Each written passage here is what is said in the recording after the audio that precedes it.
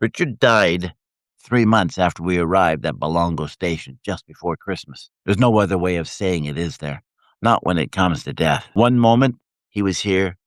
The next moment, he was gone. It happened just as quick as that. Perhaps the biggest irony was that his death had nothing to do with his asthma.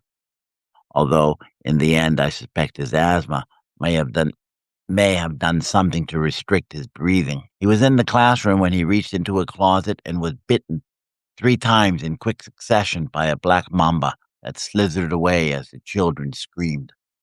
I don't know if you're familiar with this particular breed of snake, but there was little that we could do. By the time Livingston arrived, I was beyond hysterical.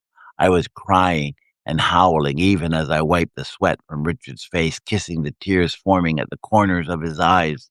There were hot tears coursing down my cheeks as well as I rocked him back and forth on my lap. His final breaths came in huge grating gasps, but he seemed to be looking beyond me, as if he could see something or perhaps someone standing behind me, beckoning him. "Tell Annie I've always loved her," he managed to say, clutching my arm tightly and looking at me as if he didn't know who I was. The children watched in horror as Reverend Hoogeveen tried to corral them outside as Richard slipped away from me. His body went rigid, every muscle as taut as a wet corded rope, the veins in his neck twisting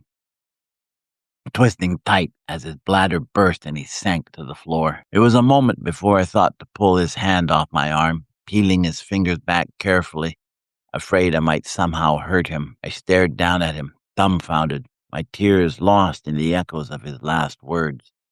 The memory of a woman I'd never known haunted me still, even as the man I loved lay dying in my arms.